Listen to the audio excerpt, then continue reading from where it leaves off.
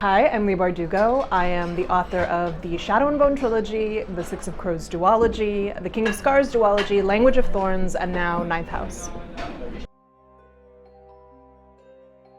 I fell asleep when I was reading a book. I don't remember what book. And when I woke up, the whole room was dark. This was country dark, where you can't even see your hand in front of your face. And I was in an unfamiliar place, and I was terrified. I was sure there was somebody else in the house with me. And my heart was pounding. I didn't even know how to find the kitchen to find a knife or anything like that. And I took my shoe off and I was sort of waiting for somebody to come at me. And then I realized that there was no one in the house. I kind of calmed myself down and I turned on every light and I looked under every bed and in every closet and I locked every window and door. And I started to get ready for bed and I couldn't get this idea out of my head. You know, as old as we get, as smart as we think we are, our fear of the dark never really goes away. And there's something primal there. And I started to think, well, what if you couldn't turn on the lights? What if darkness was a place?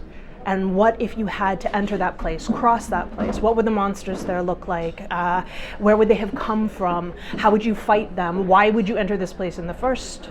And I couldn't silence my mind, so I got up and I drew a little map of this country that would eventually become Ravka, and this dark swath moving through it that would become the Shadowfold.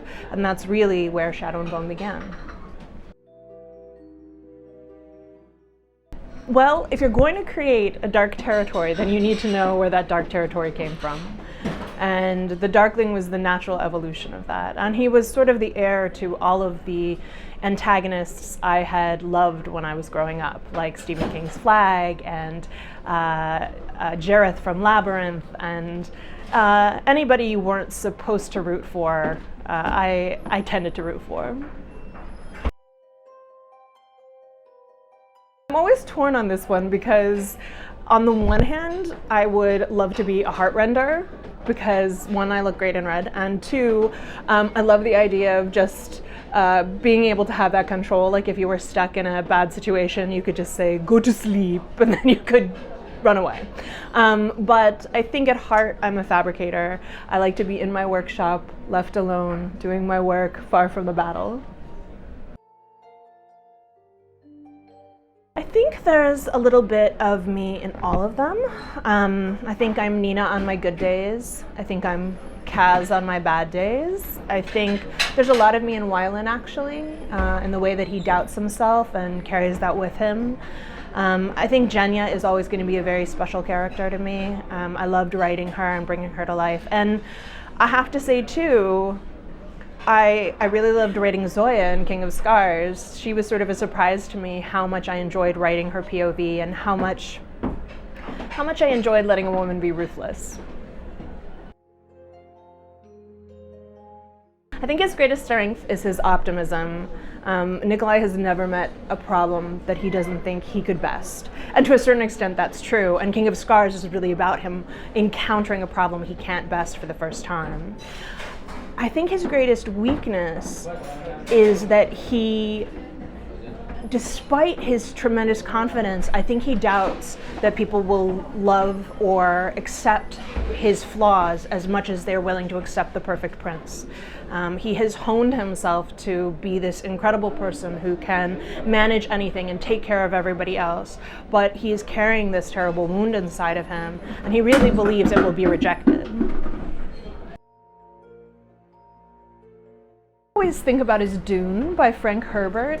It is not a book without flaws, but it was one of the first science fiction books I really fell into.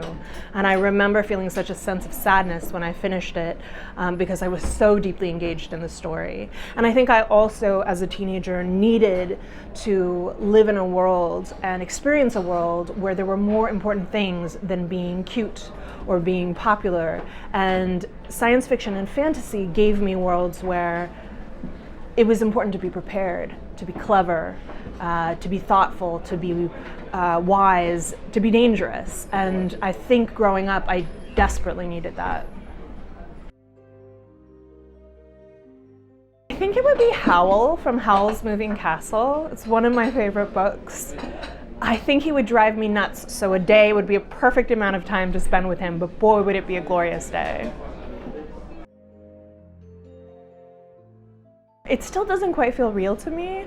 You know, through every step of this process, you think, well, we may not get there, and then to walk onto set and see how many people are working on this, the sheer scope of this endeavor, the costumes, the sets, the wonderful actors, the writers, it is just this massive endeavor.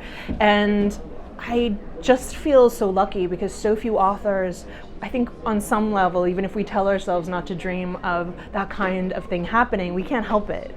And to know that I've gotten this chance and to get to walk in that world is just, it makes me feel incredibly fortunate. I'm an executive producer on the show. I've worked fairly closely with the writers. Our showrunner, Eric Heiserer, has been really gracious and wonderful, including me in the process early on and continuing to do so. I got to be somewhat involved in the casting. I always say that my role is essentially to shout really loudly when I love something and shout really loudly when I hate something. Thank you, merci.